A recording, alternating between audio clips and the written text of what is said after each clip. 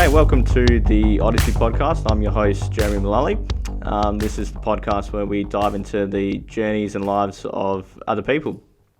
And today we've got a very special guest. His name is Calum Maxwell. He is the owner and founder of Optimise Online. So I'm going to throw it over to you, Calum, because for those who might not know you and who sort of want to learn a bit about yourself, can you just first tell us what is Optimise Online? That'd be a good place to start, actually. Optimise Online. It's a business that helps other businesses at its core. Foundation, marketing, growth. We help businesses build their business online. So leveraging their website as a centre point for their marketing efforts and the beginning of their sales process. We develop channels that generate quality traffic that turn into qualified leads. That's what we do. Yeah, awesome. And of course, Optimise didn't just, kind of produce itself out of thin air. Can you? Because I really want to actually start from the beginning for you. Where did your actual business journey start for yourself, and how long ago was that? How far back do you want to go? It's far from day one. I've got this wonderful, CD of a project that I did in 2000. It was in 2000, and it was during my interactive multimedia course. And in that, part of the project was we had to position where we're going to be in 10 years. And I've recorded myself, and it was funny watching a 19-year-old version of me, 17-year-old version of me, going, I want to have a house, a car, a business, maybe a wife and some kids or something in 10 years. And I watched this video, I think it was about 2009, this CD in 2009. And I went, well, I don't have the house. I got the car. I don't have a wife. And I certainly don't have a business. Yeah. And, I'd gone into the career because I was, when I finished my interactive multimedia web design and graphics, I was country. And there was just no requirement for a web developer, anything in and around that space. Yeah. So I went into sales and business development, and then through later in life into the marketing side of things. And it was in 2010 that after I'd seen this, rewatched this CD of myself, that I went, you know what, I'm sick of working for others and working my butt off for them to build their business. It's time to start working on something of my own. So I built my first website in 2010.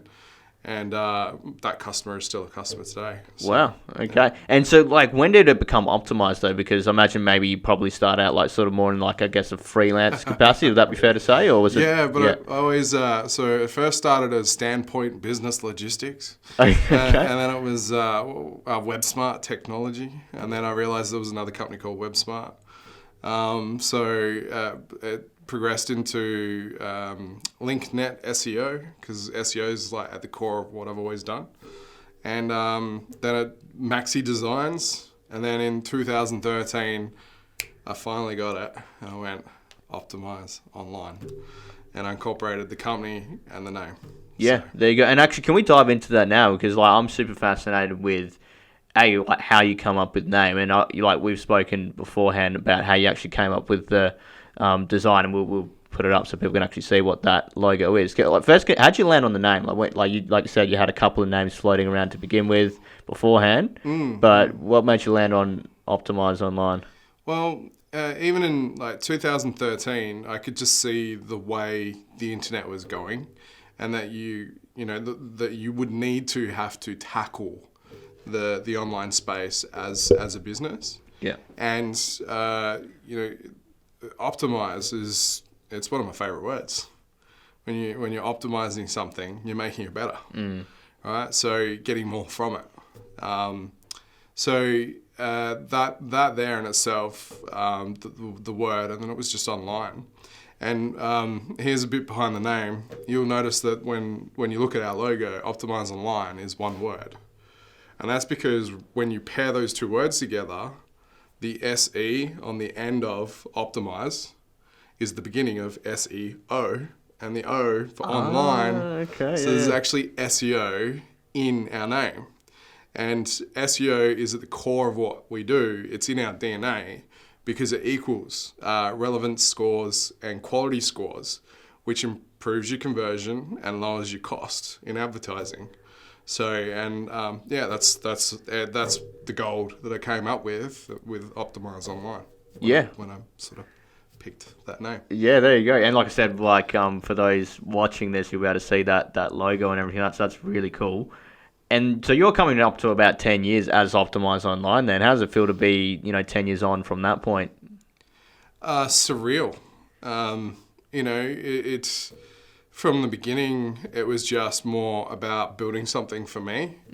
And my first SEO client was 2012. Still a customer today, again.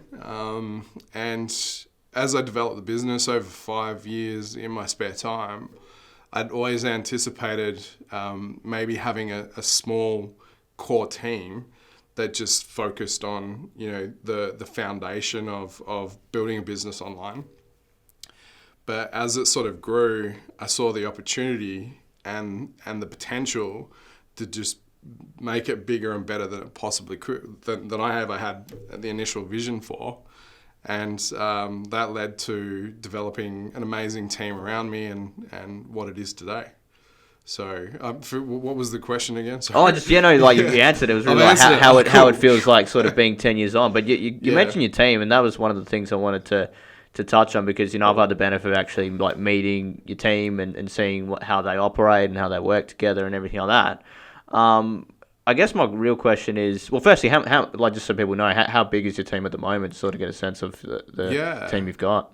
So we've got a team of 10 now, including myself. Yeah.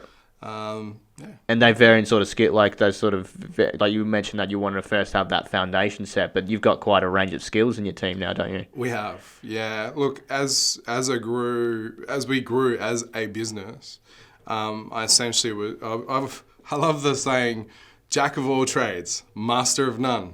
But everyone forgets that jack of all trades, master of none is more capable than a master of one. That's true. So, yeah. But as the business grew, I'd take those hats off and I'd put it onto someone that was far better in that role, more capable in terms of skill set, or had the potential to grow and develop a greater skill set in that area. Yeah.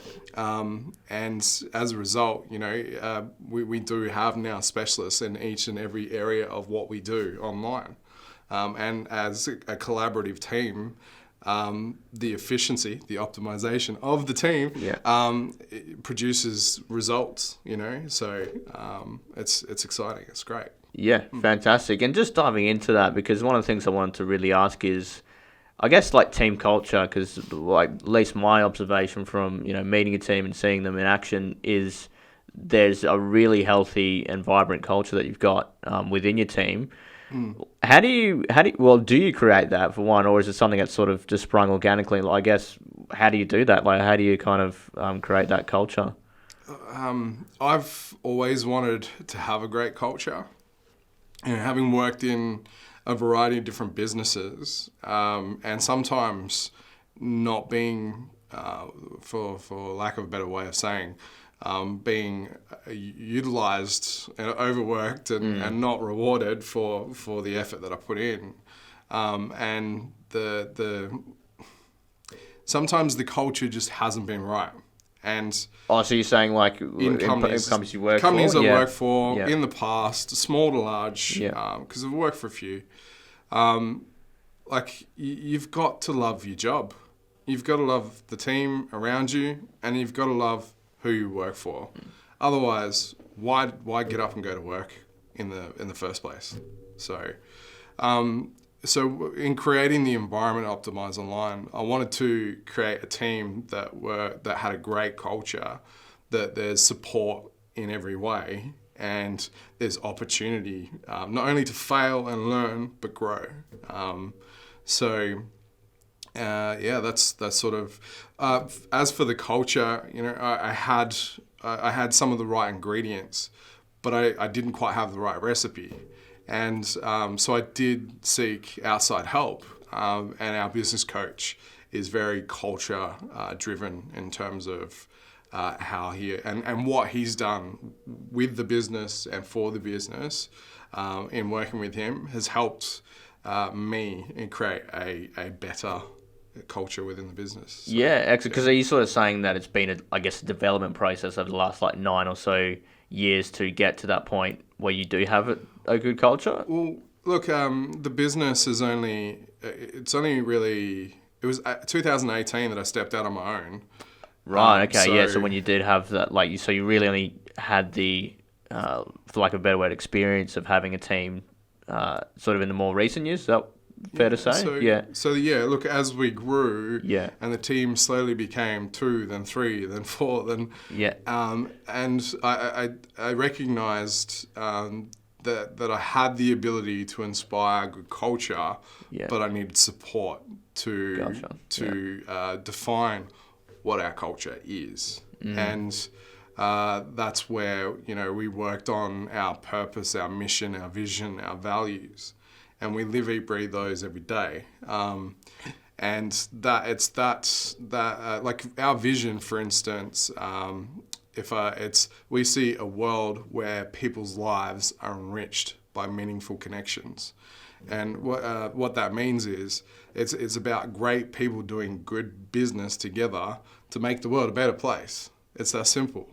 So, when we're working with our clients, there's a sense of, the long-term achievement that we're making an impact in what we're doing to help others. And that's, for me personally, and I want to ask the team now, that's what drives me, to make an impact, to see a change by what we do and produce in the world. So, that inspired, that's at the heart of the culture, I guess. Yeah, no, exactly. And can we dive a bit deeper into that? Because another thing I know about you is that really client focused approach to what you do. And everyone says that, but I know for a fact that is very much at the core of what you do.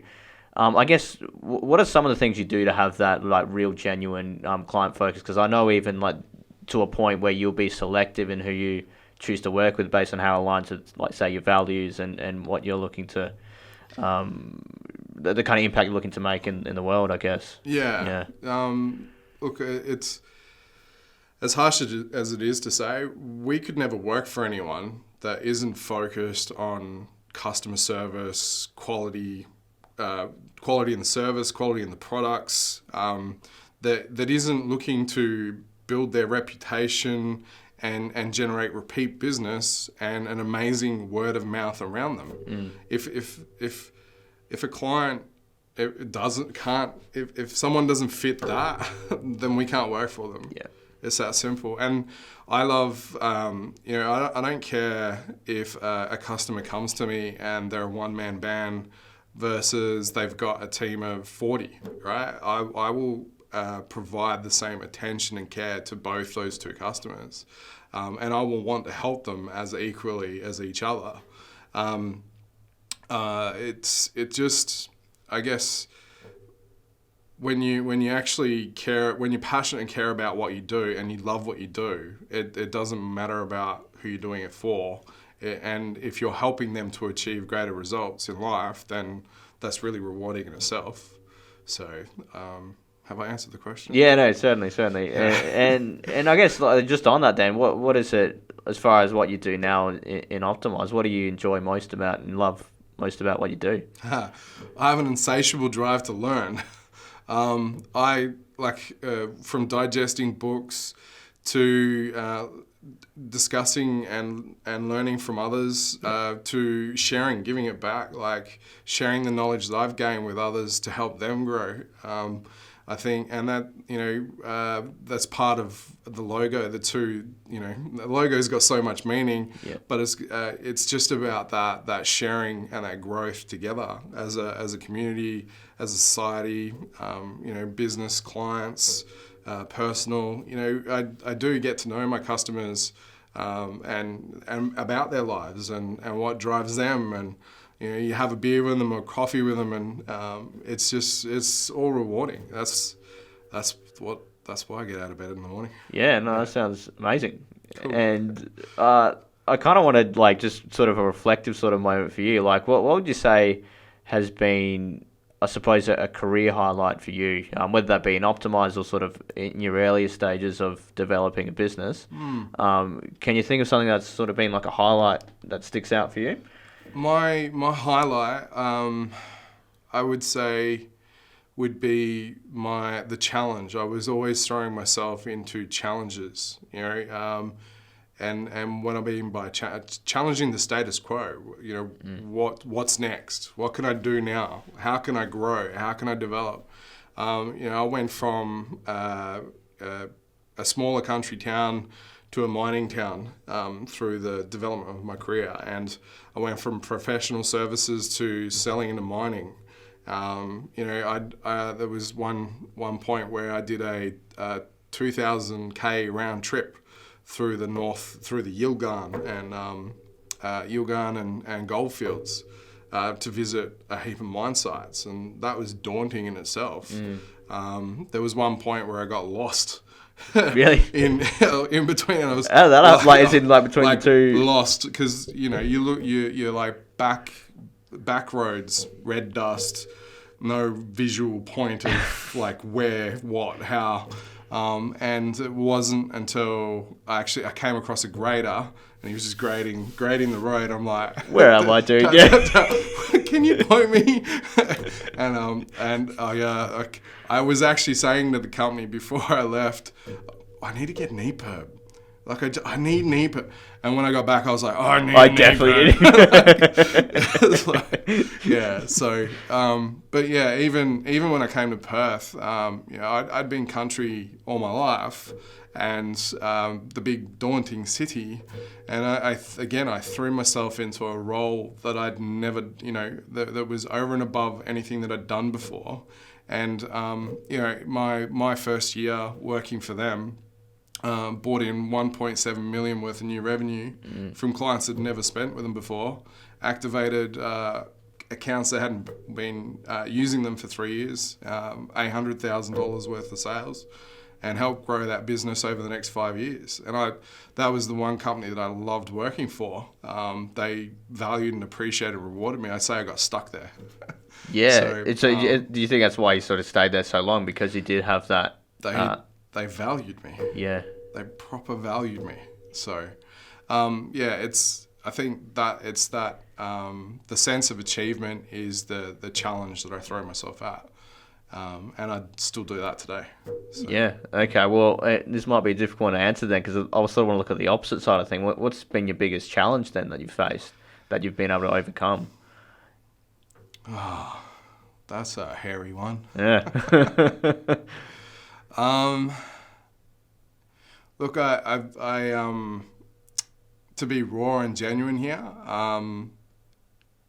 I'd always worked for companies and it was my choice, and I wasn't quite, if I wasn't quite happy, I'd just move on. Yep.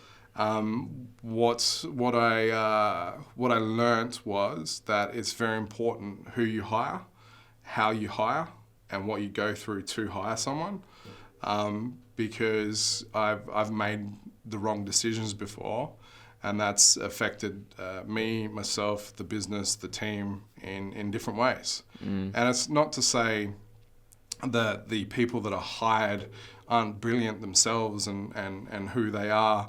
They could be the most amazing person in whatever role or career that they apply themselves to. It's just obviously we weren't the right fit, and as a result, it was causing conflict and drama, and it was hard to not only identify that, but then the decisions around it were outside of my it's hard to be in a position to say, right, this isn't working. It's time to separate. Because before it would be, as an employee, you can go, right, okay, this isn't working. Thank you very much. See you later. When it's the other way around, it's this isn't working, thank you very much, you've got to go.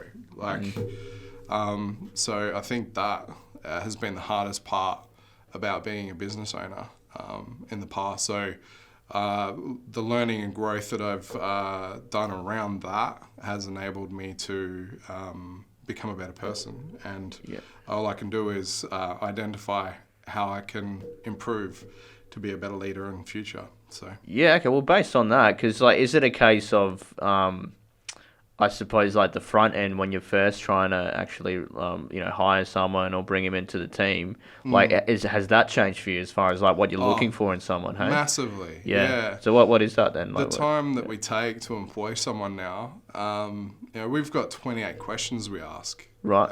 And they're not they're open-ended questions around what inspires you as a person to be who you are, right? And it asks things like, what's your biggest sense of achievement throughout your career? Things like that. And by the end of that 28 questions, you really get to know someone at a gut feel sort of level. Yeah. And what I sort of say is I'm looking for 4 things in who we take on within the team, and that is aligned values, good morals, great work ethic, and an insatiable drive to learn. So you generally get a sense of whether they fit. They into hit those that criteria. 4. At the end of it. I recently learnt there's some science and data that you can implement in that process. Okay. And right. I went through. This was just this week actually. Wow. I learned about this. Yeah.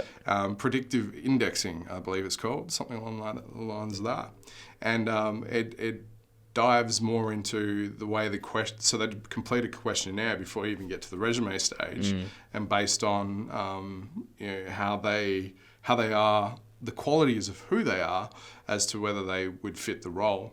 And there's a wonderful book that I've read called Traction, and within that book it talks about the right person in the right seat. It's the right person for the company, and they're in the right seat for what they do and love. Yeah. Right? And if I reference one of our team members, she started with us in about, I think, October last year. And initially we had her in the wrong seat. She was the right person for the right company. person in the company, but not... Wrong seat. Oh, okay. She wasn't enjoying, she wasn't loving what she does. And based on her personality types, that is now apparent, right? So we diversified the team. So we employed someone else to come in and take that role, and we diversified her role into a different area. And now she's really involved and engaged and invested, learning and growing on within what she's doing. And I had that question with the other week, like, how are you going? Like, where you are? Yeah. How do you feel? What do you like? What do you don't? And the end result was, I really enjoy what I do.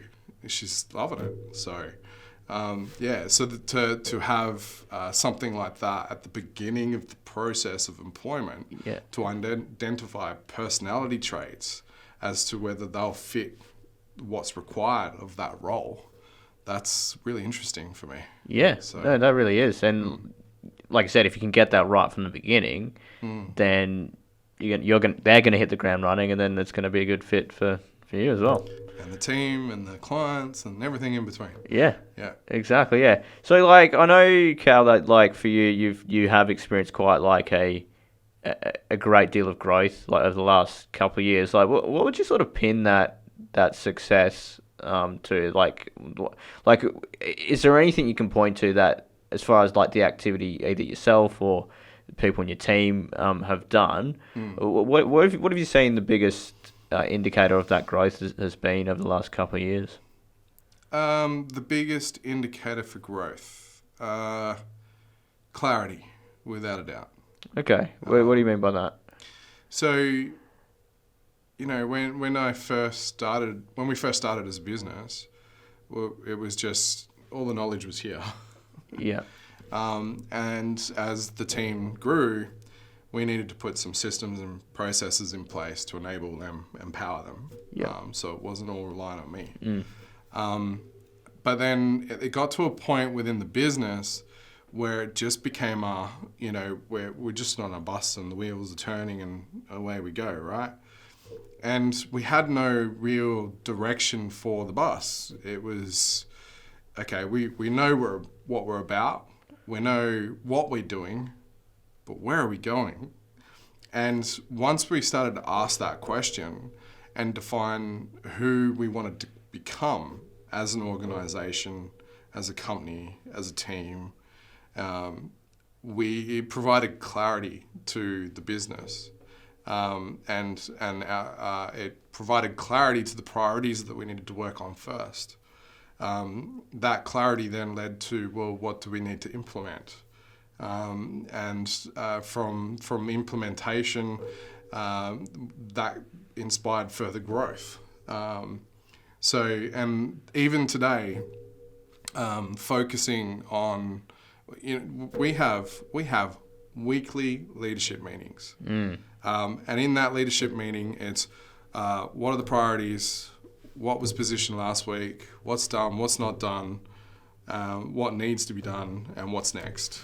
And it's just it's like a 30-minute leadership team. Any incidentals that come, there's discussions in around that as well. But it's that accountability as a leadership team that's supercharging our growth through the clarity of what we're working on next. So yeah. So I guess what you're saying is that it clarity in the sense that everyone, not just yourself, but everyone in your team on the same page, going in the same direction. Is that fair to say? That's it. And we know who we want to become, who we want to be as an organisation, and it's just working through everything to get there. Yeah. So brilliant. Okay, and just on that as well, not just the growth you've had, but the I guess the growth in knowledge and experience as well. Are there things that you would do differently if you were to go back, and if so, what would that be? And not in the sense that having regrets, but in the sense of if you were sort of speaking to yourself at, maybe even back at 17, but at very least when you first started and business, what would be, what would you change if you would? They say, what is it? Life's a journey. You just got to live it. I wouldn't change anything, literally. I've thought about, maybe I should have gone to Perth and not Kalgoorlie, when I left Esperance. And I've thought about that before, and I've gone, well, hang on, no, Kalgoorlie helped me become who I am today. Yeah, because would it be fair to say, being in Cal, you developed a lot of these sort of business development skills and things like that over there, and then continuing on to other sort of roles as well. So it's sort of like a culmination of all these different life events, right? Definitely. Look, if I explain Cal a little bit more, you just call it as it is. You can't bullshit. It's an honest, it's a true town, but also it's a hard-working town, and there's some amazing people there that I got to learn from, that inspired me to be who I am today. So without that, I wouldn't be who I am. So business development, leadership. There was a lot of growing in Cal, and even growth in myself, because I went through a state of depression in Cal. So and that really challenged me to challenge myself as to what I want in life. So I think that's you can always reflect and think, well, if I had a time machine, what would I go back and tell myself? But it just comes back to we each learn at our own pace, in our own time, and sometimes we have to experience it to appreciate true learning and true growth. So I wouldn't change a thing. Yeah, wow. Put simply. Mate, I think the longer your beard grows, the more wise you're getting or something. It's starting to turn white. Pick it out. Well, you were kind of touching on it there, because I wouldn't mind diving into I suppose that the people that have been most influential on your life, like both positive and negative, really. But let's start with like sort of the positive. Look, I won't go negative. Maybe not appropriate for the pod, but but no, like but real, like as far as like the kind of people that have like inspired you and influenced you either personally or not necessarily personally, but I would say as a kid, my first inspiration was Michael Jordan. Right. But it wasn't. It was my dad. Who I am today is largely because of who my father is. He instilled a lot of qualities into me, and he expected a lot from me. And there was a moment, probably about a year and a half ago, where he just told me how proud he was of me, and that meant the world. So, my grandfather, definitely, miss him every day.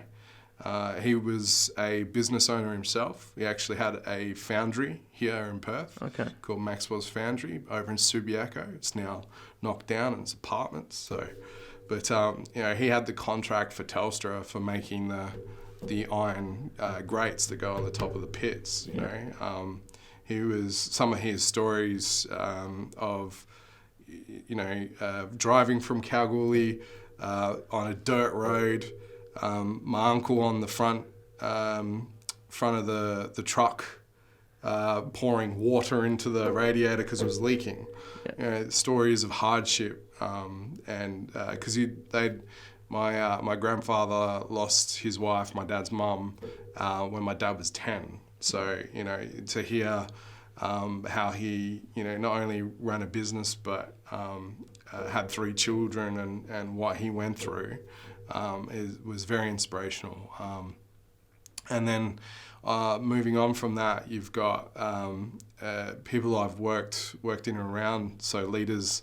I've got Daniel Bullock, who was my estate manager at CMI Electric Products. I still call him once every 3 months just to check in. Yeah, wow. And just what I learnt from him while I was there was invaluable to me as a person in terms of growth of who I am today in business and whatnot.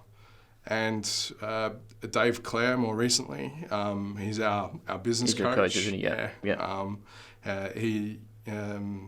He has helped lay a lot of. He's been an integral part to our growth. He is, for lack of better words, the culture king.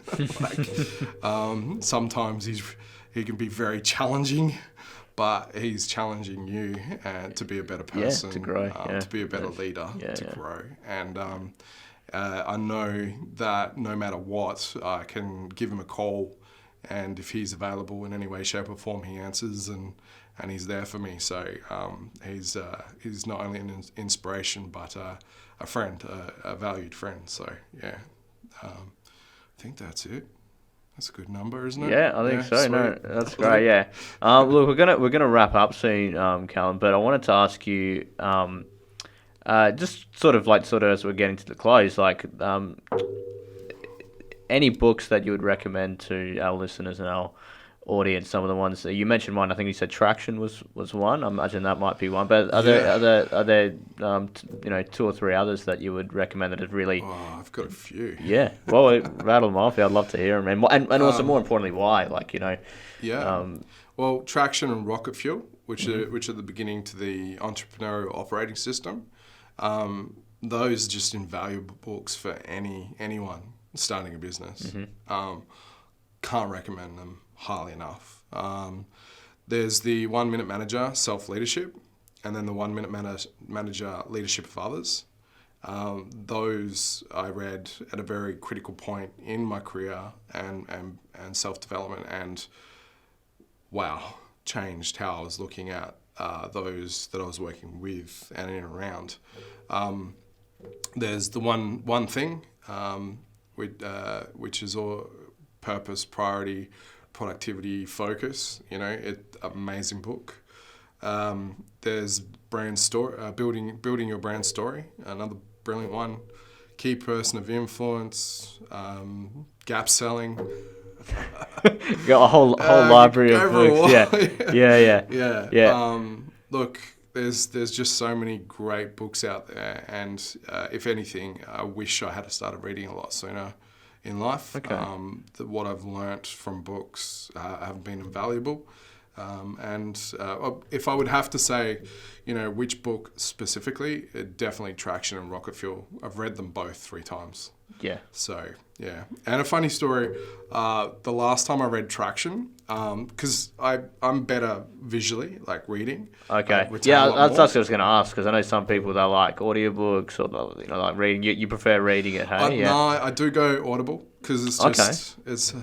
But those ones specifically, like, do you feel like you need to... Yeah, I bought the hard version. Yeah. And so I read, I listened to it, I read it, and then the third time I was listening to it on Audible while reading it. And I had it at 1.5 times speed, wasn't quick enough. 2 times, wasn't quick enough. 2.5 times. So I had my phone next to me, 2.5 times speed, reading this book. And my wife's come into the room, she's gone, "What the hell are you doing?" So yeah, it was pretty cool. Yeah, that's pretty funny. But yeah, so like Traction and Rocket Fuel are definitely the ones you'd certainly recommend. Must reads, definitely.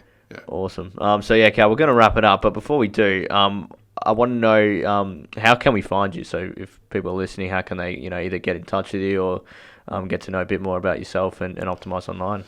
All they have to do is search in the infamous Google, Optimise Online, skip the ads because people are trying to steal our traffic, and click on the link to our website.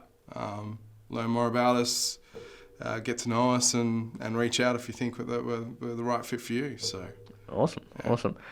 Calum, really want to thank you for coming on the podcast. I've super enjoyed this chat, and I say this every time, but I want to get you back on because I think there's a lot more we could talk about. And I wouldn't mind diving in because, like, today I obviously wanted to sort of focus more on yourself, but being a marketing guru yourself, like, I'm sure we could certainly touch a bit more on that another time. But really appreciate you coming in, and hope that you'll grace us with your presence on the podcast again. Cheers, Jeremy. Awesome. Thanks for having so much, Cal. Appreciate it.